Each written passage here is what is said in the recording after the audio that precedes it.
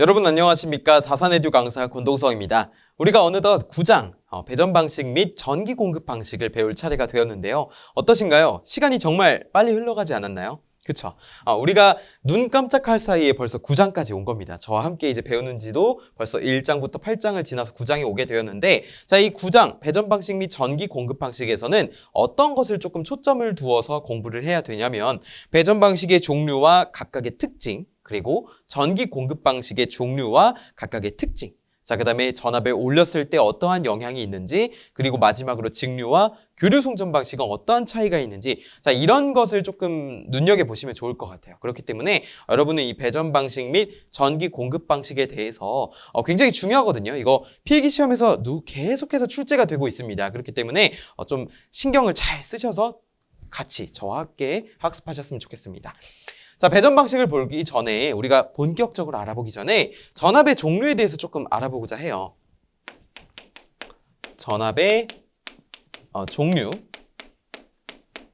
전압은 높고 낮고 중간 이것에 따라서 이름이 달라지게 되는데, 가장 높은 것을 이제 일반적으로 특고압이라고 하게 되고요. 그것보다 조금 낮은 거 고압, 그 다음에 그것보다 낮은 것은 저압으로 분류가 되고 있습니다. 자, 이것은 이제 KEC에 따라서 분류가 되어 있는데, 우리가 맨 처음에 보여야 될 거는 저압입니다. 저압.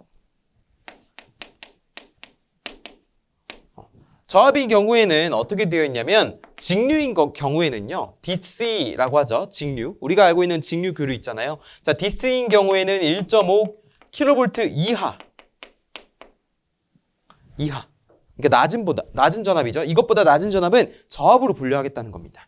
자, 그 다음에 AC, 교류 전압은 1kV 이하입니다.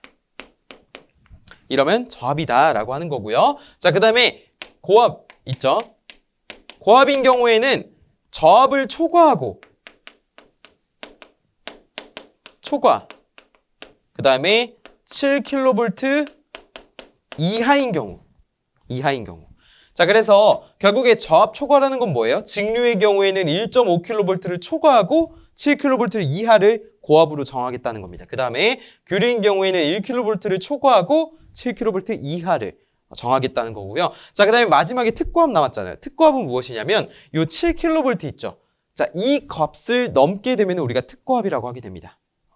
괜찮으시죠? 자, 저압, 고압, 특고압은 이 7kV를 초과하는 값을 우리가 특고압이라고 한다고요. 그렇기 때문에 전압은 이렇게 세 가지로 구분이 된다라는 것을 좀 알아두셨으면 좋겠고, 자, 그 다음에 우리가 보면은 배전솔로의 용어가 있습니다. 용어, 기본 용어를 좀 알고 넘어가 볼게요. 자, 만약에 배전솔로다라고 하는 것은 전체적인 선로의 명칭을 나타나게 되는데, 자, 특히 배전용 변전소 또는 발전소로부터 이렇게 수용가에 이르는 전선로, 이것을 우리가 배전선로라고 부르게 됩니다. 자, 그리고 급전선이라고 하는 것은요, 배전용 변전소라든지 아니면 발전소로부터 배전되는 간선은 이제 밑에 나와 있습니다. 같이 배워볼 거예요. 간선에 이르기까지 도중에 부하가 접속되어 있지 않은 선로. 자, 이것을 그림으로 한번 나타내 볼까요? 여기에 배전용 변전소가 있습니다. 자, 그 다음에 여기서부터 쭉 해서 어떠한 지점에 도달을 하고요. 자, 그 다음에 여기서 이렇게 나뉘어지게 되고, 여기서 또 이렇게 각각의 수용가로 이렇게 가게 됩니다. 자, 이게 뭐라고요? 배전용 변전소라고요. 자, 이쪽에서부터 여기 부하까지 가는데, 지금 급전선이라고 하는 게 발전소로부터 배전 간선에 이르기까지 도중에 부하가 접속되어 있지 않은 선로잖아요. 자, 여기 배전용 변전소로부터 배전 간선이 이겁니다. 이 간선에 이르기까지 도중에 부하가 접속되어 있지 않은 선로, 바로 이 선로를 우리가 급전선이라고 하는 거예요. 급전선. 그 다음에 이거 뭐라고요? 간선이라고요. 간선. 자, 그 다음에 이 간선에서 뻗어나오는, 지금 간선으로부터 분기한 배전선로의 가지 모양으로 된 부분이 있죠. 자, 이 부분 하나하나를 모두 다 뭐라고 부르냐면은 분기선이라고 부릅니다. 그리고 이 간선과 분기선이 만나는 지점이 있죠. 자, 이 지점을 우리가 궤전점이라고 할 거예요. 궤전점. 그렇기 때문에 전체적인 이 배전 선로는 다음과 같이 구성이 된다라고 볼 수가 있습니다. 간선은 수용지역에서 배전선로 가운데에서 부하의 분포에 따라 이렇게 배전하거나 분기선을 내어서 배전하는 선을 말하는 거예요. 자, 그렇기 때문에 이게 이제 배전선로의 좀 간략한 모습을 나타낸 것이구나 라고 학습을 할 수 있게 되는 것입니다. 좋아요. 좋았습니다. 자, 그러면 우리가 두 번째로 배전 방식의 종류에 대해서 좀 학습을 해볼게요. 배전 방식의 종류. 그러면 도대체 배전 방식에는 어떠한 종류가 있을까요? 한번 볼 필요가 있겠습니다. 자, 한번 적어보자. 두 번째, 배전 방식의 종류. 자, 첫 번째로 어떤 것이 있냐면요. 우리가 전압별 배전 방식을 나누게 되는데 지금 제가 고압 가공선로, 그리고 고압 지중선로, 그리고 저압 가공선로로 나누었습니다. 지중선로는 말 그대로 땅으로 간다 그래서 지중선로라고 부르고요. 가공선로는 공중에 있다 그래서 공중에 가설했다 그래서 가공선로라고 부르게 됩니다. 그런데 지금 보시면 가지식, 예비선절체 방식, 망상식, 스폰 네트워크, 저압 네트워크, 저압 뱅킹 우리가 지금까지 보지 못했던 용어들이 있잖아요. 근데 전혀 겁먹으실 필요 없습니다. 왜냐하면 지금부터 이 각각의 방식이 어떤 것이고 어떠한 특징을 갖고 있는지 학습할 것이기 때문이죠. 준비되셨나요? 여기서 알아야 될 거는 뭐냐면 일단은 고압 가공선로에는 이렇게 세 가지가 있구나. 그 다음에 고압 지중선로에는 이렇게 세 가지가 있구나.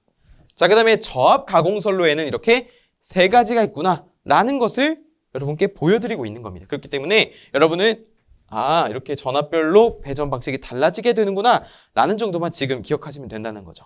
괜찮으시죠? 자, 그러면 우리가 하나씩 한번 알아보자고요. 맨 처음에 알아볼 것은 가지식입니다. 가지식은요, 나뭇가지처럼 뻗어나간다 그래서 가지식이에요. 그리고 수지식이라고도 부르고요, 방사상식이라고도 하게 됩니다. 그렇기 때문에 수지식을 보면 가지식, 방사상식을 보면 가지식 이렇게 판단하시면 되는 거예요. 근데 그림이 있는데요. 그림을 보시면 어떻습니까? 하나의 변전소로부터, 변압기로부터 뻗어나가죠. 어떤 모양으로? 나뭇가지 모양으로. 그러니까 이 뱅크별로 구성을 해서 이 변압기별로 어떤 용량이라는 게 있을 거 아니에요. 그 변압기 용량에 맞추어서 뒤이어 부하가 이렇게 들어오게 되는 것입니다. 그럼 부하가 만약에 증설하게 되면 어떻게 되는 거예요? 또 다른 가지를 내어서 계속해서 늘려나가면 되죠. 대신에 어느 정도까지냐면은 이 변압기가 부담할 수 있을 때까지 여기서부터 분기해서 하나 이렇게 나뭇가지 모양으로 계속 나가는 겁니다.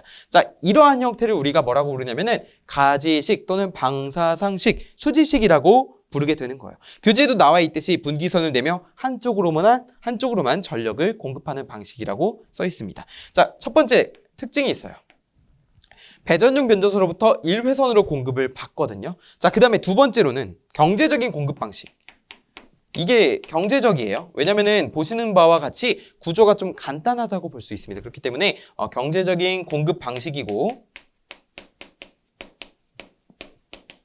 경제적인 공급 방식과 신규 부하 증설이 용이하죠. 왜냐면은 부하를 증설하고 싶으면 그냥 더 분기선을 내어서 증설하면 되잖아요. 그러니까 부하 증설 용이. 근데 아마 이 그림 보시면은 여러분이 이거 어디서 본 형태인데 라고 생각이 되시는 분도 계실 거예요. 바로 어디냐면은 농어촌 지역. 그러니까 이제 마을 있는 곳 있잖아요. 사실 마을 있는 곳에 예를 들어 어떠한 전력선으로부터 이렇게 한쪽 마을 A, 마을 B, 마을 C, 마을 D 이렇게 해서 각각의 집에 따로 나누어서 배전하는 거, 이러한 방식이 바로 이 가지식에 해당이 되거든요. 그렇기 때문에 농어촌 지역과 같이 이런 부하 밀도가 낮은 곳 있죠. 부하 밀도가 낮은 곳에 적합합니다. 적합. 그리고 왜 이렇게 이게 가능하냐면 개통이 간단하기 때문이에요. 그래서 농어촌에 적합하다고 할 수가 있고요. 자, 세 번째 특징으로는 전압 강하라든지 전력 손실이 크게 됩니다. 전압 강하, 전력 손실 커져요. 왜냐하면은 잘 보세요. 부하를 계속 늘리고 싶으면은 이 변압기가 버틸 수 있는 한도 내에서 늘려야 되는데, 만약에 이 늘리고 싶은데 변압기가 버틸 수 없으면 이 변압기를 올려야 됩니다. 용량을 올리게 되면은 그로 인해서 전압 강하라든지 전력 손실도 같이 증가하기 때문에 이렇게 전압 강하와 전력 손실이 크다라고 볼 수가 있게 되는 것이죠. 되셨죠? 자, 그 다음에 마지막 특징으로는 공급 신뢰도가 낮다. 공급 신뢰도가 낮다라고 할 수 있습니다. 여기서 말하는 공급 신뢰도라고 하는 것은 정전이에요. 정전. 무슨 말이냐면은 자, 여기서 만약에 사고가 일어나잖아요. 그럼 여기 다 정전됩니다. 뒤에 있는 발전소, 발전기, 변압기 뒤에 있는 곳에 다 정전이 일어나는 거예요. 그러니까 공급 신뢰도가 낮다라고 하는 것은 그만큼 정전이 일어날 확률이 높다라는 뜻이 됩니다. 괜찮으시죠? 그래서 간단한 만큼 뭐 설비비도 저렴하고 그렇겠지만 이제 봤을 때는 공급 신뢰도가 낮아서 결국에 어디에 적합하냐면 농어촌 지역에 적합한 방식이라고 할 수 있습니다. 자, 이게 뭐라고요? 가지식 방식이라고요. 좋아요. 자, 그러면 그 다음에 우리가 이어서 환상식을 한번 보겠습니다. 환상식. 환상식은 고리 환자를 썼어요. 고리환. 고리 환자를 썼기 때문에 말 그대로 고리의 형태로 되어 있다라고 해서 환상식입니다. 또는 루프식이라고도 불러요. 근데 이것은 어디서 사용이 되나요? 고압에서 사용이 되죠. 자, 보시면은 이 배전용 변전소로부터 이렇게 전력을 공급받는 겁니다. 양쪽으로 전력을 공급받을 수 있어요. 그래서 이쪽 부하에는 여기서, 이쪽 부하도 여기서, 그다음에 이쪽 부하도 여기서. 근데 여기 부하는 이쪽에서, 여기 부하는 이쪽에서. 이렇게 양쪽으로 공급을 받을 수 있는 방식이 뭐라고요? 환상식이라고요. 환상식. 자, 그래서 환상식은 어떠한 특징을 가지고 있냐면 공급 신뢰도가 높다라는 것을 알 수 있습니다. 공급 신뢰도가 높다. 아까 전에 가지식, 수지식에 비해서 공급 신뢰도가 높다라고 볼 수 있죠. 왜냐하면은 이 양쪽으로 전력을 공급받을 수 있기 때문에. 자, 그 다음에 전압 강화 및 전력 손실이 작습니다. 어떤 것에 비해서? 가지식에 비해서. 전압 강화라든지 전력 손실이 작아요. 가지식에 비해. 자, 세 번째. 계통이 복잡하잖아요. 그러니까 계통이 복잡해서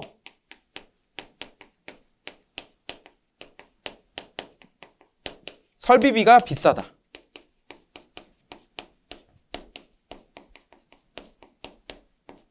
라고 표현할 수가 있고요. 자, 그 다음에 네 번째 특징으로는 부하 밀집 지역에 적합하다는 특징을 가지고 있고, 자, 그 다음에 다섯 번째 특징으로 이것이 있어요. 바로 결합 개폐기예요. 결합 개폐기가 있습니다. 무슨 말이냐면은 지금 회로를 보시면 결합 개폐기가 있죠. 그쵸? 근데 만약에 여기서 어떠한 사고가 발생했다고 해보겠습니다. 자, 그러면은 이 변전소로부터 이렇게 공급을 받다가 여기 사고가 발생하면 원래 이 결합 개폐기가 없으면 여기가 전력을 공급받을 수 없습니다. 사고가 발생했을 때. 왜냐면은 이쪽에 전력이 끊겼기 때문이죠. 그런데 그렇게 고장이 발생했을 때 이 결합 개폐기가 이렇게 똑 하고 닫혀요. 선로를 이어줍니다. 그럼 어떻게 되냐면 이쪽으로부터 이렇게 해서 공급받을 수 있게 되는 것이죠. 그렇기 때문에 여기 환상식에는 결합 개폐기라는 것이 존재합니다. 그래서 대표적인 특징으로 이렇게 결합 개폐기라고 표현할 수가 있겠죠. 그렇기 때문에 지금 교재에 나와 있는 6가지 특징은 꼭 기억을 해주셨으면 좋겠고요. 여기 결합 개폐기가 있다는 점도 좀 기억을 해주시면 좋을 것 같습니다. 자, 이어서 우리 다음 배전 방식에 대해서 같이 알아보죠. 다음 배전 방식은 망상식이에요. 망상식. 망상식이라는 것은 다른 말로 이제 네트워크 방식이라고 하거든요. 네트워크 방식이 지금 고압에도 쓰이고요. 그 다음에 저압에도 쓰입니다. 자, 잘 보세요. 여기 그림 보시면은 이 가운데에 이러한 변압기가 있습니다. 보이세요? 이것이 바로 네트워크 변압기예요. 네트워크 변압기.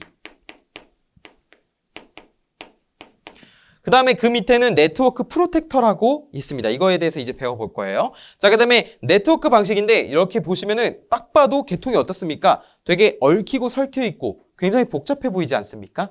그쵸? 그리고 이 네트워크는 2회선 이상의 고압 배전선에서 접속된 변압기의 2차 측에 같은 저압선을 이렇게 연결해 줌으로써 공급하는 방식인데, 여기 만약에 변압기가 있어서 이 고압선으로부터 저압선까지 전압을 낮춰서 공급하잖아요. 그러면 저압 네트워크예요. 그런데 이 변압기가 없이 그냥 고압선에만 연결이 되어 있으면 고압 네트워크 방식이에요. 되셨나요? 되셨어요? 결국에 이것도 망상식이라고 볼 수가 있는 것이죠. 자, 아무튼 그 다음에 여기 이렇게 부하가 연결돼 있고 각각의 변전소 양쪽으로부터 이렇게 전력을 안정적으로 공급받을 수 있는데 가까이서 보니까 이 네트워크 프로텍터라고 하는 것이 있습니다. 이 네트워크 프로텍터는요. 여기서 오히려 거꾸로 변압기를 거쳐서 1차 측에 이렇게 역가압되는 것을 방지하고자 이 네트워크 프로텍터가 있는 겁니다. 그러니까 역방향으로 거꾸로 올라가는 거. 이게 예를 들어서 연어 있죠. 연어가 물을 거슬러 올라가잖아요. 상류로. 그렇죠? 근데 그것을 막아주는 거예요. 그 연어를 다 막아준다 보시면 됩니다. 적절한 예시가 됐을지 모르겠는데 어쨌든 거꾸로 들어가는 것을 방지해준다. 역가압되는 것을 방지해준다라고 할 수가 있겠고요. 자, 그 다음에 이 네트워크 프로텍터는 차단기와 퓨즈, 그 다음에 어떤 방향성 개전기가 좀 조합된 거라고 보시면 되겠습니다. 아무튼 대표적인 특징으로는 전압 강화 및 전력 손실이 작아요. 이제 점점 배전 방식이 여러 개가 될수록 이 전압 강화와 전력 손실이 계속해서 작아지는 것을 알 수 있고요.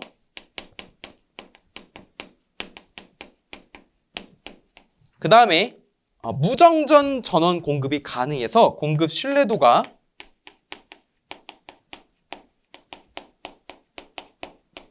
매우 높다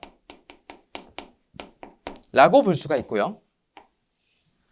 자, 세 번째, 개통이 복잡하니까 돈이 어떻겠습니까? 더 많이 들어가죠. 당연한 겁니다. 개통이 복잡해지면 복잡해질수록 설비비는 비싸질 수밖에 없어요. 고가일 수밖에 없고. 자, 그 다음에 부하를 증설하는데 용이합니다. 왜냐면은 이 얽히고 설켜 있기 때문에 어느 곳에서 부하를 증설시켜도 문제가 없다는 거예요. 부하 증설 용이.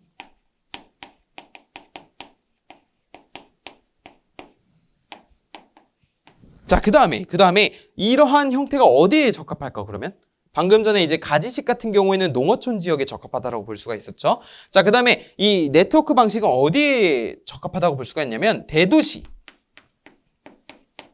뭐 빌딩 여러 개 있는 그런 시가지. 이 특징이 뭐예요? 이 둘의 특징이 바로 밀도가 높은 지역이죠. 부하 밀도가 높은. 부하 밀도가 높은 지역에 적합하다라고 볼 수가 있겠죠. 자, 그것의 적합.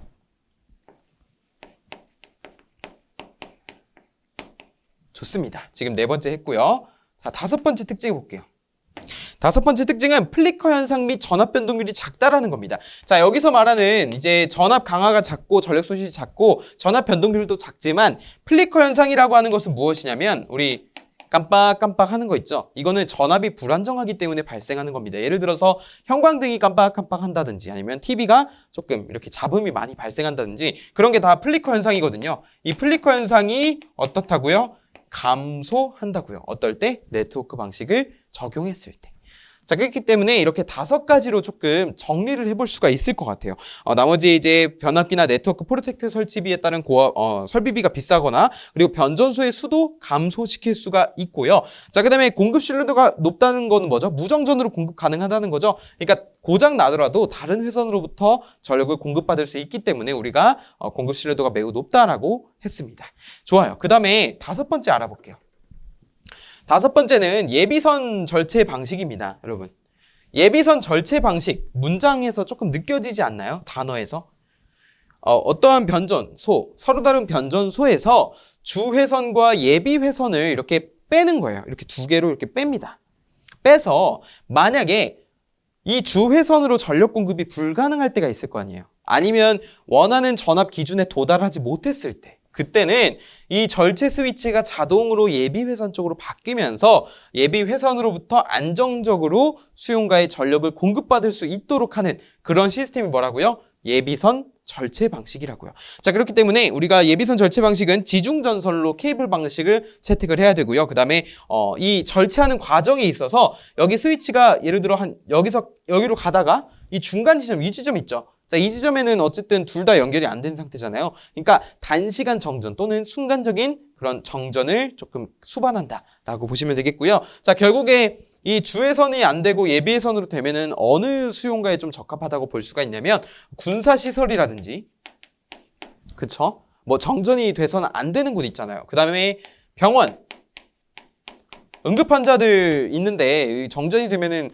굉장히 위독한 위험한 상황이 되겠죠. 그렇기 때문에 병원, 군사시설 이런 곳에 주로 적합하다라고 할 수 있습니다. 자, 이것이 바로 예비선 절체 방식이 되겠고요. 저희 6번째 한번 보겠습니다. 스폰 네트워크 방식입니다. 스폰 네트워크 방식. 스폰 네트워크 방식은 어떤 거냐면요. 배전용 변전소로부터 2회선 이상의 다시 배전용 이게 이제 정의를 묻는 문제가 실기시험에서도 출제가 되었습니다. 그렇기 때문에 여러분이 정의 한번 교재에 있는 내용 그대로 한번 정리해 보시는 게 좋아요. 배전용 변전소로부터 간단하게 적어볼게요. 2회선 이상의 배전선으로 공급하는 방식. 그런데 이 2회선 이상으로 배전선으로 공급하는 방식이 왜 그렇게 할까요? 한쪽 1회선에 고장이 발생했을 때 다른 멀쩡한 회선, 건전한 회선 있죠? 이 건전한 회선으로부터 전력을 안정적으로 공급받아서 결국에 무정전 전력 공급을 해줌으로써 어떤 걸 끌어올리는 거예요? 공급 신뢰도를 매우 높은 지점까지 끌어올리는 방식이 뭐라고요? 스폿 네트워크 방식이라고요. 그렇기 때문에 배전용 변전소로부터 2회선 이상의 배전선으로 공급받는 방식으로 1회선에 고장이 발생했을 때 건전한 회선으로부터 안정적으로 전력을 공급받아서 공급 신뢰도가 매우 높은 방식이 뭐라고요? 스폿 네트워크 방식. 자, 그렇기 때문에 스폿 네트워크 방식의 대표적인 특징은 바로 공급 신뢰도가 매우 높다, 전압 변동률이 낮다, 그 다음에 선로의 이용률이 높다, 이렇게 정도가 되겠습니다. 이 점 꼭 기억을 해주시고 제일 중요한 거는 이 교재에 적혀있는 스폿 네트워크의 정의가 되겠습니다. 그쵸? 자, 그 다음에 우리 6번째 스폿 네트워크까지 했는데요. 그럼 하나 뭐 남았냐면 이제 안 한 거 뭐가 있죠? 지금 위에 표에서 바로 저압 뱅킹 시스템입니다. 저압 뱅킹 방식. 자, 저압 뱅킹 방식이라고 하는 것은 자, 잘 보세요. 이렇게 고압선이 있고요. 고압선. 자, 그 다음에 이렇게 뭐가 있냐면 저압선이 있어요. 자, 이 상태에서 여기에 접속이 되어 있는 거예요. 다 같이. 무엇이 접속되어 있냐? 퓨즈를 거쳐서 여기도 퓨즈, 여기도 퓨즈. 퓨즈를 거쳐서 어떠한 변압기가 이렇게 접속이 되어 있습니다. 그러니까 즉 같은 고압선에 여러 개의 변압기가 이렇게 접속이 되어 있는 거예요. 자, 이러한 형태로. 되셨나요? 자, 그 상태에서 이쪽에 이렇게 내려오게 되죠. 이렇게 내려오게 됩니다. 자, 그 다음에는 여기 사이에 어떠한 퓨즈가 하나 더 들어가 있어요. 이렇게. 그러니까 지금 퓨즈가 위에 1차 측에도 있고 2차 측에도 이렇게 저압선 측에 퓨즈가 있습니다. 우리가 이 저압선 측에 연결되어 있는 이 가로로 연결되어 있는 퓨즈를 뭐라고 부를 거냐면 구분 퓨즈라고 할 거예요. 뭐라고요? 구분 퓨즈. 말 그대로 구분시켜주는 용도로 사용되는 퓨즈라는 겁니다. 우리 구분 퓨즈에 대해서 역할을 한번 같이 알아볼 거예요. 자, 그 다음에 이 저압선으로부터 어디로 가는 거예요? 부하 측으로 이렇게 계속 가는 거죠. 이러한 형태를 띈 게 뭐라고요? 저압 뱅킹 방식이라고요. 자, 그런데 지금 보시면은 위쪽에 이렇게 퓨즈, 변압기 이렇게 있는데 대표적인 특징으로는 이제 플리커 현상,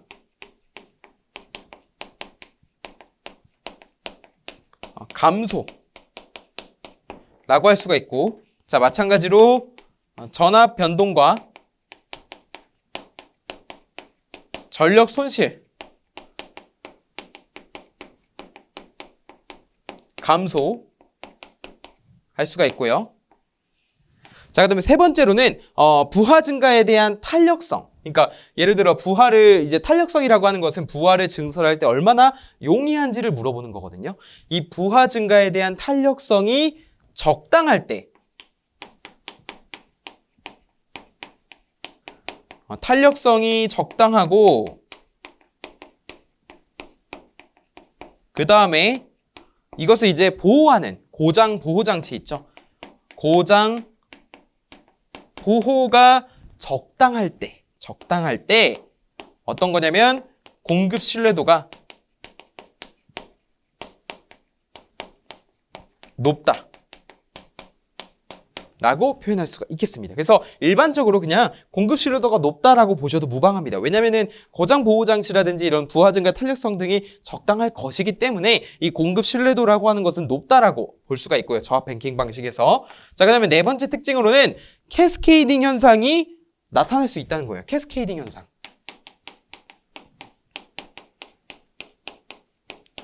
캐스케이팅 아니고요. 캐스케이딩으로 기억을 해주셨으면 좋겠습니다. 그 다음에 이것은 영어이기 때문에 캐스케이딩 할 때 이 캐자가 어이냐 아이냐 이걸 물어보시는 분들도 계세요. 하지만 뭐 캐스케이딩 할 때 이 어이와 아이의 차이는 크게 부여하지 않습니다. 의미를. 그렇기 때문에 그냥 캐스케이딩이라고 하는 것이 있고 이 현상이 발생할 수 있다라고 할 수 있는데요. 여기서 이 캐스케이딩 현상이라고 하는 것은요. 저압선 일부에서 만약에 고장이 발생합니다. 이 변압기 2차 측에 저압선 일부에서 고장이 발생했는데 분명 어느 쪽에서 발생을 했는데 이런 쪽에서 발생을 했는데 이쪽으로까지 고장이 전체적으로 파급이 확대되는 것을 우리가 캐스케이딩 현상이라고 하는 거예요. 그러니까 왜 그러냐면 확대가 되어서 1차 측 퓨즈에 의해서 다 차단되는 현상. 그러니까 연쇄적으로 차단되는 현상을 우리가 캐스케이딩 현상이라고 하는 겁니다. 이해되세요? 저압선 일부가 고장났을 뿐인데 이 퓨즈, 1차 측 보호장치에 의해서 전부 다 그냥 연쇄적으로 차단되는 현상을 말하는 거예요. 근데 결국에 이것을 보호하기 위해 어떤 거냐면 이 구분 퓨즈라고 하는 것이 있는 겁니다. 캐스케이딩 방지 대책과 원인의 방금 학습한 거죠. 원인은 뭐라고요? 저압선 일부가 고장이 발생했는데 1차 측 보호장치에 의해서 연쇄적으로 차단되는 현상. 자, 그 다음에 방지 대책으로는 구분 퓨즈를 이렇게 두어서 사고가 확대되지 않도록 끊어주는 겁니다. 사고를. 퓨즈가 끊어짐으로써 여기를 분리시킬 수가 있겠죠. 그렇기 때문에 구분 퓨즈가 있다는 점을 꼭 기억을 해주셨으면 좋겠습니다. 되셨나요? 자, 그 다음에 변압기의 이런 공급 능력을 다 가지고 있기 때문에 좀 융통성이 있다라고 해서 변압기 용량이라고 하는 것들을 경감시킬 수 있다는 특징도 가지고 있는 게 어디예요? 저압 뱅킹 방식이라고요. 정말 잘 해내셨습니다. 우리 지금 가지식, 환상식, 망상식부터 해서 스폰 네트워크, 예비선 절체, 그리고 마지막으로 저압 뱅킹까지 알아봤습니다. 그렇죠? 정말 많은 것을 알아본 겁니다. 이 내용을 토대로 우리 개념 확인 한번 풀어보자. 한번 풀어보시고 오세요. 좋습니다. 살짝 지우고 개념 확인 볼게요.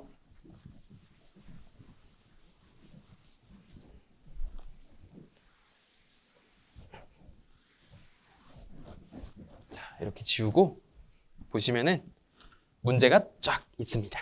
자, 배전 방식 개념 확인 1번 다음 설명을 읽고 옳으면 O, 틀리면 X를 하라는 문제네요. 그쵸? 자, 궤전점은 간선과 분기선의 접속점일까요? 맞습니다. 간선과 분기선의 접속점을 우리가 궤전점으로 한다 그랬죠. 자, 환상식은 가지식보다 전압 강화와 전력 손실이 크다. 맞을까요? 틀릴까요? 틀립니다. 가지식이 제일 전압 강화와 전력 손실이 크다고 볼 수가 있어요. 자, 그 다음에 망상식 배전 방식은 무정전 공급이 가능하다. 맞습니다. 공급 신뢰도가 높다라고 했죠. 그 다음에 페란티 현상은 변압기 2차 측 저압선 일부의 고장으로 인해 변압기 일부 또는 전압부가 변압기 1차 측 보호장치에 의해서 차단되는 현상을 말한다라고 했는데 함정이 숨어있죠. 반갑지 않으세요? 이 페란티 현상. 페란티 현상은 아니죠. 페란티 현상은 뭐예요? 수전단 전압이 송전단 전압보다 높아지는 현상이죠. 자, X가 되겠고 2번 고압 배전 선로 구성 방식 중 고장 시 자동적으로 고장 개소의 분리 및 건전 선로의 폐로에서 전력을 공급받는 하는 개폐기를 가지며 수요 분포에 따라 임의의 분기선으로부터 전력을 공급하는 방식에 대해서 물어봤습니다. 우리 개폐기를 가지고 있는 거 어떤 방식이죠? 바로 환상식이죠. 환상식. 우리 고장이 발생했을 때 선로를 폐로해 줌으로써 전력을 안정적으로 공급받을 수 있게 되는 장치를 우리가 결합 개폐기라고 했습니다. 자, 이렇게 개념 확인은 좀 정리를 해볼 수가 있겠고요. 우리 이어서 두 번째 전기 공급 방식에 대해서 조금 학습을 해보겠습니다. 전기 공급 방식.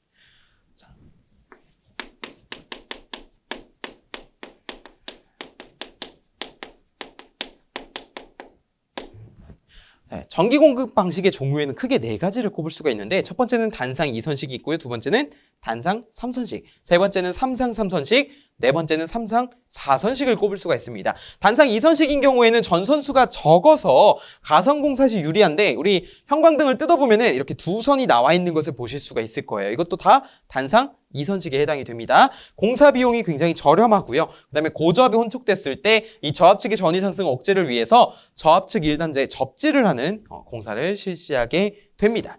자, 그 다음에는 이제 단상 3선식입니다. 단상 3선식은 보시는 바와 같이 여기를 A상, 여기를 중성선, 여기를 B상이라고 했을 때요. A상과 중성선 간의 전압을 우리가 상전압 110V라고 한다면 만약에 이 A상과 B상에 걸리는 전압은 그럼 몇 볼트가 되겠어요? 220V가 되겠죠. 그러니까 단상 3선식에서는 이 110V와 220V를 모두 다 얻을 수 있다는 장점을 가지고 있습니다. 자, 그리고 단상 2선식에 비해서 전압 강하라든지 전력 손실이 작아요. 왜냐하면은 단상 3선식인데는 근데 중성선이 이 전류가 흐르지 않습니다. 일대는.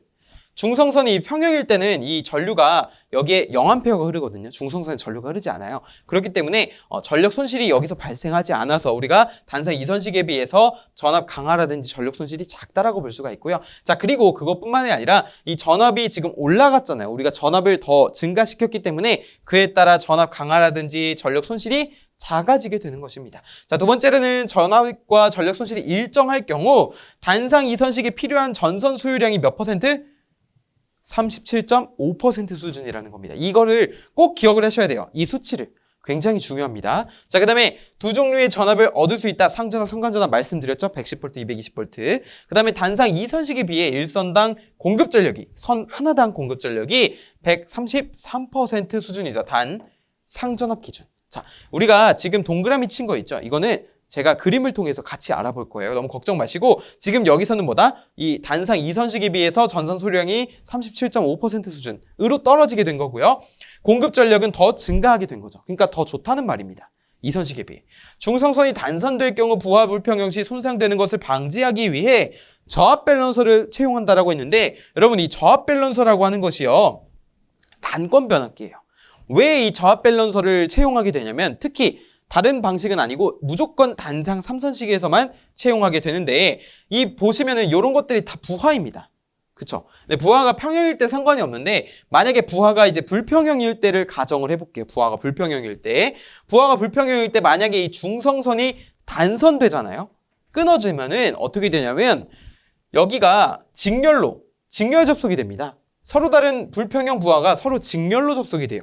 그러면은 그 부하의 전력에 따라서 전압의 크기도 달라지게 되죠. 저항에 따라서. 그쵸? 그러면은 여기에 걸리는 전압과 여기에 걸리는 전압이 달라지는 불평형이 발생하게 됩니다. 그로 인해서 어떤 피해를 방지하기 위해 이렇게 저압 밸런서라는 것을 단상 3선식인 부하 말단에 채용하게 되는 거예요.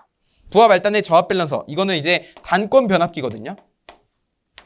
건수비가 1대1인 단권 변압기입니다. 자, 이것을 채용해서 어디서요? 단상 3선식에서 채용해서 부하 불평형 시 손상되는 것을 방지한다. 그리고 중성선에서는 그래서 퓨즈를 설치해서는 안 됩니다. 퓨즈 설치하면 어떻게 되죠? 끊어지면은 중성선이 단선된 거나 마찬가지잖아요. 그렇기 때문에 중성선에서는 퓨즈를 설치해서는 안 되고 이 단상 3선식에서 저압 밸런서가 필요하다. 이것만 좀 기억을 하시면 좋을 것 같아요. 자, 그 다음에 삼상 3선식이 있습니다. 삼상 3선식은 일반적으로 델타 결선이에요. 변압기 한 대 고장 시 V 결선으로 삼상 전력을 공급받을 수 있습니다. 자, 그런 특징을 가지고 있게 되고 삼상 4선식은 중성점을 접지할 수 있죠. 왜냐? Y 결선이기 때문에 우리나라에서 주로 가장 많이 사용되는 배전 방식이 바로 다중 접지입니다. 전원의 중성점과 더불어서 각종 이제 다른 접지들을 한꺼번에 한 것을 다중 접지라고 부르게 되는데 우리나라에서는 다중 접지 방식을 제일 많이 사용하고 있습니다. 일반적으로 채택하고 있다는 거죠. 자, 그리고 우리가 다음에 이어서 이 전기 공급 방식의 종류 방금 배웠던 단상 2선식, 단상 3선식, 그리고 삼상 3선식, 삼상 4선식에 대해서 표를 통해서 한번 한눈에 알아보는 시간을 가져보겠습니다. 네, 이렇게 제가 표를 정리해봤는데 어떠신가요? 순식간에 정리해봤는데 여러분 마음에 드실지 모르겠습니다. 제가 준비한 약소한 선물이라고 생각하시고 저와 함께 보시죠. 자, 일선당 전력 공급비인데 왼쪽에 있는 그림이 단상 2선식, 단상 3선식, 3상, 3선식, 3상, 4선식이 되겠습니다. 자, 그 다음에 E라고 표현한 것은 이제 상전압이 되겠고요. V라고 표현한 것은 선과 선 사이의 전압인 선간전압이 되고요. 여기 표시한 I는 공통적으로 모두 선전류가 되겠습니다. 자, 그때 제가 공급전력이라고 하는 것은 공급되는 전력인데요. 공급되는 전력은 전압 곱하기 전류죠. 자, 상전압을 기준으로 한 것은 노란색으로 표현을 했고요. 선간전압을 기준으로 한 것은 파란색으로 표현했습니다. 자, 그래서 이 선간전압이 다 파란색이라고 보시면 돼요. 기준으로 작성된 게. 그 다음에 여기 보시면 흰색 글씨 적은 거는 상전압, 선간전압 모두 다 관계없이 공통으로 적용이 된다라고 보시면 되겠습니다. 자, 둘 다 적용되는 거고. 자, 보시면 하나씩 설명을 드릴게요. 제가 선간전압이라고 했을 때 V, I 곱하면 이제 공급되는 전력을 알 수 있고요. 상전압도 똑같이 EI라고 단상 2선식에서는 할 수 있고, 일선당 공급전력비라고 하는 것은 선이 두 가닥이니까 2분의 1, 2분의 1 해줘서 이렇게 표현이 된 겁니다.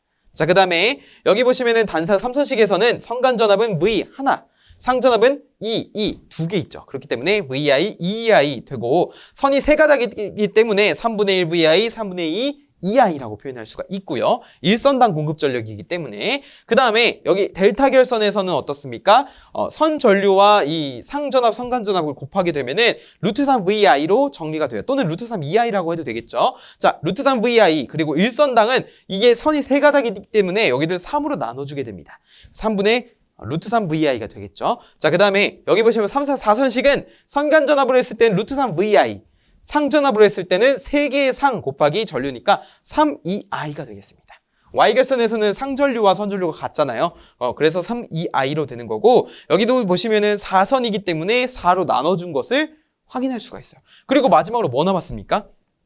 일선당 전력공급비죠. 자, 교재에는 표기되어 있지만 여기 일선당 전력공급비라고 하는 것은 이 단상 2선식을 기준으로 삼는 거예요. 그러니까 여기가 지금 100%가 된 거죠. 1로 보겠다는 거예요. 자, 그것을 기준으로 했을 때 이 일선당 전력공급비 단상 3선식에서 선간전압을 기준으로 한다면 67%가 됩니다. 이 67% 어떻게 나왔냐라고 했을 때는 2분의 1분의 3분의 1이 된 거예요. 그 다음에 133%는 2분의 1분의 3분의 2가 된 거예요. 그래서 단상 3선식에서는 선간전압일 때는 단상 2선식 기준으로 전력공급비가 67%, 상전압일 때는 133%구나. 그 다음에 3상 3선식으로 오게 되면은, 자, 일선당 공급전력 둘 다 2분의 1이잖아요. 그쵸? 2분의 1분의 3분의 루트 3을 하게 되면은 115%가 나오게 됩니다. 괜찮으세요? 자, 115%가 나오게 되고, 자, 그 다음에 3상 4선식에서는 마찬가지로 2분의 1분의 4분의 루트 3, 2분의 1분의 4분의 3 하게 되면은 상전압일 때는 150, 선간전압일 때는 86.6%의 일선당 공급전력비가 나온다는 거예요. 그러면 여기서 이제 배전선로에서는 어떤 것을 기준으로 하냐면 이 상전압을 기준으로 합니다. 노란색. 물론 여기 델타 결선도 포함이에요. 자, 이렇게 노란색 봐주시면 되고, 만약에 송전선로 기준으로 한다 그러면은 선간전압을 기준으로 봐주시면 됩니다. 그러면 만약에 배전선로에서는 어떤 방식, 어떤 전기 공급 방식이 일선당 전력 공급비가 최대인가요? 배전선로에서는 상전압을 기준으로 했을 때는 3상 4선식이죠. 그쵸? 그 다음에 만약에 송전선로에서 선간전압 기준으로 봤을 때 일선당 전력 공급비가 최대인 것은 무엇이죠? 바로 3상 3선식. 그쵸? 파란색을 기준으로 보면 여기가 제일 높고 노란색을 기준으로 보면 여기가 제일 높잖아요. 그래서 이 최대인 항목도 조금 기억을 해주시라는 말씀입니다. 굉장히 중요합니다. 최대인 거 굉장히 자주 출제되고 있거든요. 이런 문제가. 그렇기 때문에 지금 제가 말씀드린 요 표와 그리고 이 내용들을 꼭 기억을 해주시고요. 이 과정이 이해가 안 되시면 교재의 유도 과정 참고해 주시고, 그리고 추가적으로 알아봐야 될 거는 우리가 이제 전선 중량비라고 있습니다. 전선 중량비. 이것도 단상 2선식 기준으로 봤을 때 전선 중량비를 볼 거예요. 그런데 상전압을 기준으로 볼 겁니다. 그래서 단상 3선식에서는 약 전선의 중량비가 37.5%였습니다. 그래서 우리가 단상 3선식 특징을 봤을 때 단상 2선식 대비 37.5%라고 했죠. 그 다음에 3상 3선식에서는 여기는 4분의 3이라서 75%가 됩니다. 75%. 그 다음에 전선 중량비가요, 단상 2선식 기준으로 했을 때 3상 4선식에서는요, 이 상전압을 기준으로 했을 때 3분의 1 값이 나옵니다. 3분의 1은 뭐죠? 퍼센테이지로 33.3%죠. 33.3%. 그러면 전선 중량비가 가장 높은 건 뭐예요? 삼상 삼선식이 되는 거예요. 방금 저희는 또 이 전선 중량비 퍼센테이지를 봤고요. 그 다음에 그 중에서 제일 높은 것도 알아낸 상태입니다. 괜찮으시죠? 그래서 삼상 삼선식이 전선 중량비가 또는 전력 손실비가 제일 높다라고 볼 수가 있겠습니다. 자, 조금 지우고 우리 개념 확인 한번 풀어볼게요. 개념 확인. 자, 얼른 지우고 개념 확인 보겠습니다. 개념 확인 저 지울 동안 풀어보고 오셨죠? 이거 바로 넘어가시는 분들도 계실 것 같은데 풀어보고 오시는 것이 좋아요. 물론 거기는 문제가 이제 개념을 정리했다기도 볼 수가 있고 그 다음에 나중에 기출도 이제 수록이 된 경우도 있기 때문에 여러분이 개념 확인은 한 번쯤 풀어보고 가시는 것이 좋습니다. 자, 1번 다음 설명을 읽고 옳으면 O, 틀리면 X를 하시오인데요. 단상 삼선식은 두 종류의 전압을 얻을 수 있다. 두 종류의 전압 얻을 수 있죠. 상전압과 선간전압 모두 얻을 수 있습니다. 자, 단상 삼선식에서는 부하 전압의 불평형을 방지하기 위해 구분 퓨즈를 설치한다. 부하 불평형을 방지하기 위해서 구분 퓨즈는 아니죠. 구분 퓨즈가 아니라 어떤 거예요? 저압 밸런서죠. 그러니까 저압 밸런서를 채용하는 방식은 이라고 물어보면 바로 단상 삼선식이라고 해야 되는 거예요. 그 다음에 배전 방식에서 상전압이 동일할 경우 일선당 전력 공급비가 가장 큰 것은 삼상 사선식이다 라고 했는데 우리가 배전 방식에서 가장 큰 거 뭐라 그랬죠? 삼상 사선식이 되는 겁니다. 그래서 OXO라고 할 수 있고요. 자, 그 다음에 2번 보시면 전압 및 전력 손실이 일정한 경우에 단상 2선식에 대한 삼상 3선식의 전선 중량비가 몇 %일까요? 바로 75%고요.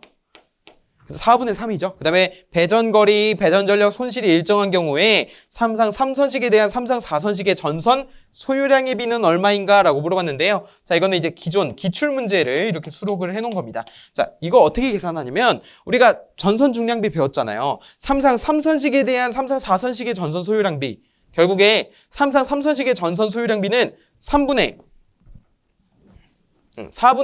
3이었습니다. 이거 대비 삼상 4선식의 전선 소요량의 비 얼마였어요? 3분의 1이었죠. 그러면 여기 가운데 거, 바깥쪽 거 계산하게 되면은 9분의 4가 되죠. 그래서 여기 9분의 4라고 적어주시면 되는 겁니다. 되셨죠? 이렇게 크게 어렵지 않게 풀 수 있습니다. 그래서 특히 요 마지막 개념 확인 문제는 굉장히 자주 출제되기 때문에 여러분 꼭 좀 기억을 해주셨으면 좋겠어요. 제가 이제 당부 드리는 겁니다. 좋아요. 잘하고 계십니다. 우리 다음에 이제 뭐에 대해서 배울 거냐면 이제 승합에 대해서 배울 거예요. 승합이 뭐죠? 전압을 올리는 겁니다, 여러분. 전압을 상승시키는 것을 승합이라고 해요. 첫 번째로 볼 것은 이 승합에 따른 변화를 볼 때 전력 손실과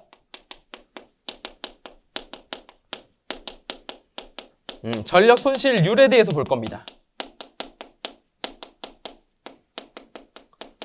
우리가 전력 손실이랑 전력 손실률 문자를 쓰기에 앞서서 어떻게 표현한다 그랬죠? 전력 손실 같은 경우는 PL, 전력 손실률은 K로 표현한다고 했습니다. 그쵸?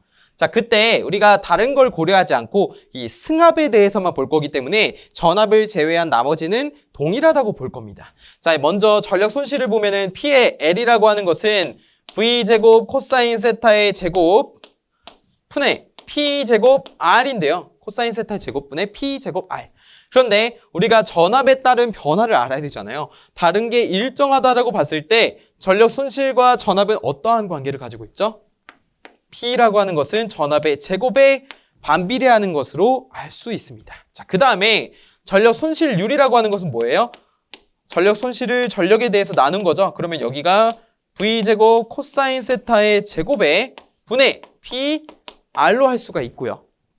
그쵸? 그 상태에서 전력 손실률이라고 하는 것은 어떻습니까? 마찬가지로 전압의 제곱에 반비례하는 것을 알 수 있습니다. 그쵸? 물론 이제 전력 손실 공식은 다 삼상이든 단상이든 이걸로 다 통일이 되죠. 자, 그러면은 지금 우리는 전력 손실과 전력 손실률이 모두 다 전압의 제곱에 반비례하는 것을 알아냈어요. 자, 그 다음에 두 번째 공급 전력입니다. 자, 이 공식에서 공급 전력 P라는 거예요. P를 보면은 다른 게 일정하다고 봤을 때, 자, 만약에 전력 손실이 일정하다라고 한다면 어떻습니까? 이 공급 전력 P, L이 만약에 일정이에요. 일정. 그러면 공급 전력이 어떻게 되냐면 P제곱이 V제곱에 비례하는 성질이 있기 때문에 P는 V와 비례한다라고 볼 수가 있고요. 자, 그 다음에 공급 전력이 이제 K가 일정하다라는 말이 나오면 전력 손실률이 일정하다라는 말이 나오게 되면은 P라고 하는 건 V제곱에 비례하는 거죠. 그러니까 P는 V제곱. 왜냐하면은 잘 보세요. 여기가 일정하려면 이 P가 증가하면 V제곱도 같이 증가해야 돼요. 그러니까 이러한 비례 관계가 나오는 겁니다. 만약에 이 P와 R 사이의 비례 관계를 구해라라고 한다면 이것이 일정하다라면은 P는 증가하고 R은 감소해야 되잖아요. 반비례 관계예요. 근데 지금 분수에 가 있기 때문에 분모에 가 있기 때문에 우리가 비례 관계라고 판단할 수가 있게 되는 것입니다. 우리 지금 공급 전력에 대해서 알아봤어요. 그쵸? 자, 그다음에 세 번째. 전선의 단면적입니다.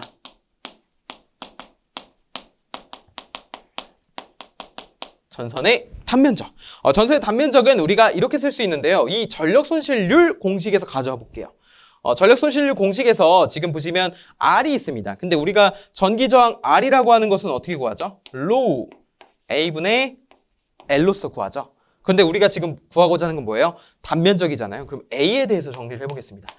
A라고 하는 것은 여기를 이렇게 대입을 해보면 A라고 하는 것은 무엇입니까? K V제곱 코사인 세타 제곱에 여기 뭐예요? P 로우 L이 되죠. L P 로우 L 됐습니까? 그렇죠. 그 상태에서 우리가 전압의 승합에 따른 단면적 어떻게 되는 거예요? 단면적이라고 하는 것은 전압의 제곱에 반비례하는구나 라는 것을 알 수 있습니다. 되셨죠? 좋아요. 자, 그 다음에 네 번째. 배전 거리를 볼게요. 거리를 보시면 마찬가지로 이제 L에 대해서 정리를 할 겁니다. 그렇죠? L에 대해서 정리를 하면 L 빼고 다 넘기면 어떻게 돼요? V제곱과 L이 같은 위치에 놓여져 있게 됩니다. 그러면 어떻게 되죠? L이라고 하는 것은 V제곱에 비례하는 겁니다. 전압을 올리면 어떻게 되는 거예요? 멀어지는 거예요. 길이가 더 길어지는 겁니다. 그래서 우리가 발전소에서 발생된 전력을 승합하는 이유가 1차 변전소에서 승합하는 이유가 이것 때문입니다. 더 멀리 보내기 위해. 길이는 전압의 제곱에 비례하기 때문에. 자, 그리고 다섯 번째. 전압 강하와 전압 강하 율에 대해서 배워보겠습니다. 전압 강하와 전압 강하율. 우리가 전압 강하라고 하는 것은 E라고 하죠. E라고 표현하죠. 입실론이 아니라 E라고 표현하고 이거는 VR 분의 P에 R 플러스 X 탄젠트 세타였습니다. 맞습니까? 동의하세요? 자, 여기 이 상태에서 다른 거 다 일정하다 봤을 때 전압 강하라고 하는 것은 전압에 반비례하는 성질을 가지고 있고요. 그쵸? 자, 그 다음에 전압 강하율이라고 하는 건 뭐예요? 전압에 대해서 이제 전압에 대한 전압 강하의 비잖아요. 그러면 여기서 곱하기 100%니까 율이니까 자, 이것을 적게 되면은 VR의 제곱분의 P의 R 플러스 X 탄젠트 세타가 됩니다. 자, 이 상태에서 다른 조건 다 일정하다라고 보면은 전압 강하 율이라고 하는 것은 전압의 제곱에 반비례하더라 라는 것입니다. 잘 보세요. 전력 손실률, 단면적, 전압 강하율은 전압의 제곱에 반비례하고요. 그 다음에 배전거리는 전압의 제곱에 비례합니다. 그 다음에 전압 강하도 전압에 반비례합니다.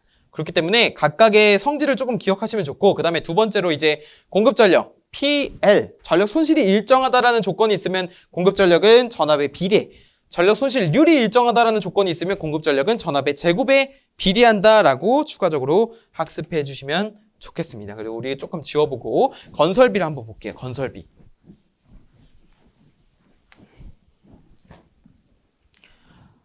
자, 건설비. 건설비는 말 그대로 건설할 때 드는 비용이잖아요. 근데 여기 교재 보시면은 이것을 잘 나타낸 그래프가 있습니다. 보이십니까? 세로축은 뭐예요? 건설비. 그 다음에 가로축은 무엇이냐면 여기는 뭐예요? 전선의 전압이죠. 전압. 그 다음에 보시면은 총공사비라고 해서 이렇게 되어 있죠. 자, 이 총공사비가 나온 시점이 뭐예요? 그러니까 기준이 뭐예요? 바로 이 전선비와 애자 지지물비가 서로 이렇게 크로스되는 지점을 기준으로 이 총공사비가 결정된 겁니다. 자, 보시면은 전선비는 이렇게 돼요. 그 다음에 애자 지지물비는 이렇게 됩니다. 다른 색으로 해보면 이렇게 돼요. 그래서 전압을 올리면 전선의 비용이 줄어들어요. 전선 비용. 근데 전압을 올리면 올린 만큼 애자라든지 이런 절연에 필요한 지지물들 있죠. 지지물 비용이 증가해요. 그래서 합리적으로 이 가운데 그 지점인 요 지점을 크로스해서 여기를 총 공사비로 채택하면은 합리적이다라고 볼 수가 있게 되는 것이죠. 그래서 전압이 높을수록 전선 비용은 감소하고 애자물 지지 비용은 증가한다라고 볼 수가 있습니다. 그 밑에 보시면 7 유지 비용이라고 해서 전력 손실은 아까 전에 전압의 제곱이 어떻습니까? 반비례하는 것을 알 수 있죠. 여기 보시면 여기 빼먹었네요. PL은 V제곱에 반비례하는 것을 알 수가 있고 감소함에 따라 승합시 경감된다. 기타 유지비는 전압과 더불어서 증가한다라고 볼 수가 있겠죠. 자, 그러면 우리 승합에 대한 개념 확인을 한번 풀어보죠. 승합에 대한 개념 확인을 보겠습니다. 자, 개념 확인 보시면요. 다음 설명을 읽고 옳으면 O, 틀리면 X를 하시오라고 되어 있습니다. 자, 1번 전력 일정 시 전압 강하는 전압의 제곱에 전압 강하율은 전압에 반비례한다라고 되어 있는데 O일까요? X일까요? 정답은 X입니다. 자, 전력이 일정할 때 전압 강하. 전압 강하는 2잖아요. 2. 그쵸? 2는 뭐예요? VR분의 P에 R 플러스 X 탄젠트 세타잖아요. 자, 이 상태에서 전압의 제곱에 반비례하나요? 전압에 비례하죠. 그 다음에 전압 강하율은 뭐예요? 전압의 제곱에 반비례하게 됩니다. 그렇기 때문에 서로 반대로 됐어요. 그래서 정답은 X고, 자, 두 번째 전력 손실률이 일정할 때 공급 전력은 전압의 제곱에 비례한다라고 했는데 맞습니다. 전력 손실률이 일정할 때는 P는 V제곱에 비례하다라고 되어 있고요. 전압을 높여주면 전선 비용은 줄어들고 전압의 애자 및 지지물 비용은 증가한다라고 되어 있는데 이것도 맞는 설명입니다. 그렇기 때문에 여러분 XOO를 해주시면 정답으로 인정이 되겠습니다. 자, 그 다음에 우리 마지막 직교류 송전 방식을 볼게요.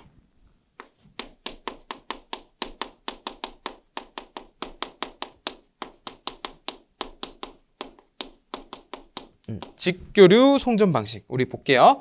자, 보시면은 교류 송전 방식의 특징입니다. 첫 번째 뭐예요? 전압의 승합 강압에 유리하다라고 되어 있죠. 자, 승합 강압이라고 하는 것은 전압을 올리고 낮추는데 용이하다라는 겁니다. 그것이 가능한 이유는 뭐예요? 변압기를 사용하기 때문이죠. 변압기가 있기 때문에 전압을 높이고 낮추는데 굉장히 용이하다라고 볼 수가 있고요. 그로 인해서 우리가 교류 송전 방식을 채택하는 이유이기도 하죠. 자, 두 번째는 교류 방식으로 일관되게 운용할 수 있다인데 우리가 교류 방식으로 쭉 합리적으로 경제적으로 송전하는데 운용할 수가 있다라는 겁니다. 어떨 때? 교류 송전 방식을 채택했을 때. 왜냐면은 그리고 부하의 대부분이 교류 방식을 채택하고 있기 때문에 여러분 이 교류 방식으로 일관되게 가정에서도 이렇게 교류로 공급이 되잖아요. 그렇죠? 물론 전자기기들은 교류로 공급받으면서 직류 전원으로 바꿔주는 것이지 이것은 처음에 이제 올 때는 가정에서 교류로도 이렇게 오는 겁니다. 자, 세 번째는 이제 삼상이기 때문에 회전자기를 쉽게 얻을 수 있다는 거고요. 직류 송전에 비해서 다만 절연 레벨이 더 높아야 됩니다. 왜냐하면은 교류에는 이제 시력값과 최대값이 있잖아요. 파형이 이렇게 되잖아요. 그럼 최대값이 있고 시력값이 있기 때문에 그것에 따른 우리가 절연 레벨을 더 높게 가져가야 된다는 거죠. 그 다음에 송전 효율이라고 하는 것은 직류에 비해서 좋지 않습니다. 왜냐하면은 교류에는 주파수 성분이 있죠. 이 주파수 성분으로 인해서 리액턴스가 존재하게 되는데 그로 인해 위상각에 의해서 송전 효율은 좀 떨어지게 됩니다. 무효 전력에 의해서. 그래서 역률이 1이 아니죠. 교류는. 자, 반대로 이제 직류 송전 방식에는 어떤 특징이 있냐면 첫 번째, 절연 계급을 낮출 수 있답니다. 제가 방금 말씀드린 것처럼 교류에는 시력값, 최대값이 있지만 직류는 일정해요. 그렇기 때문에 시력값과 최대값이 동일합니다. 그렇기 때문에 우리가 절연 계급을 낮출 수가 있어요.